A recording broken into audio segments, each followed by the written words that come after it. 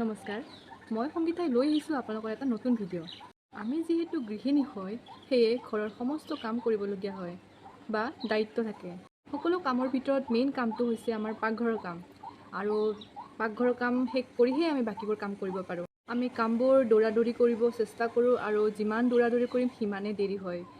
আজি আপোনাক এনেকুৱা এটা টিপছ দেখুৱাম, সেইটো কাম কৰিলে আপোনালোকৰ কিছু হ'লেও সময় সোনকালে হ'ব। আৰু যিটো টিপছ দেখুৱাম সেইটো সকলোৰে ঘৰতে আছে, সেইটো সঁজুলি। আহকচোন কেনেকুৱাকৈ কম সময়তে এই টিপছটো ব্যৱহাৰ কৰিব পাৰি। প্ৰথমে আমি ল'ব লাগিব এখন গ্ৰেটাৰ, আৰু এইখন অসমীয়া ভাষাত আমি চালাড বনোৱা, কথিত ভাষাত বুলি ক'লে ৰুকিনি বুলি কয়। মই একেবাৰে কথিত ভাষাতে কৈ দিলোঁ।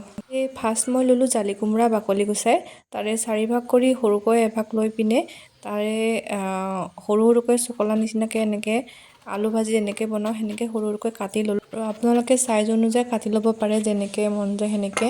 ডাঙৰ ডাঙৰকৈ চকলা কৰি ল'লে ডাঙৰ নাকাটিলেও হ'ব, আৰু মই সৰু কৰিম বুলি ভাবিছোঁ কাৰণে সৰু কৰি কাটি ল'লোঁ। তাৰপিছত এইখন ল'লোঁ। এইখনত চাওক, আপোনাৰ এইবিলাক সৰু সৰুকৈ দুভাগ কৰি এইবিলাক চালাড বনোৱা ছিষ্টেম আছে। মই ল'লোঁ আপোনাৰ উল্টা চাইডে যিটো আছে, য'ত মানে দাৰ হিচাপত আছে ডাঙৰকৈ, মই সেইটো ল'লোঁ। বাকী আকৌ ডাঙৰো আছে, সেইটো মই লোৱা নাই। বিপৰীত চাইডে যিটো দাৰ আছে মই সেইখিনিহে ল'ম, সেইখিনিৰে কাটিম, কাৰণ সেইখিনিৰে কাটিলে বেছি সুবিধা হয়। তাৰপিছত মই চালাড বনোৱাৰ দৰে এনেকৈ ৰুকি লওঁ, আৰু বহুত মিহি মিহিকৈ ওলাই আহিছে, কাৰণ মই সৰু কৰি কাটি লৈছিলোঁ ফাৰ্ষ্ট টাইম, সেইকাৰণে বহুত বেছিয়ে মিহি হৈছে। আকৌ এইবাৰ লৈছোঁ বন্ধাকবি, এয়া ৰঙা বন্ধাকবি, মই এইবাৰ ফাৰ্ষ্ট দেখিছোঁ। ৰঙা বন্ধাকবি বজাৰত এভেইলেবল। বন্ধাকবিখিনি এনেকৈ সেইটো দাৰেৰে কাটিছোঁ মই, এনেকুৱা হৈ গৈছে। চাওক কিমান মিহি, কম সময়তে হৈ যায়। তাৰপিছত দেখুৱাম আলু।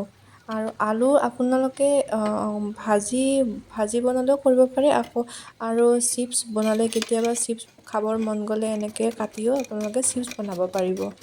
চাওক এনেকুৱা ইমান ধুনীয়াকৈ মিহি হৈছে। এনেকৈ আমি যদি তেলত ভাজোঁ বা ৰিফাইনত ভাজোঁ, ধুনীয়াকৈ চিপছ হৈ যাব।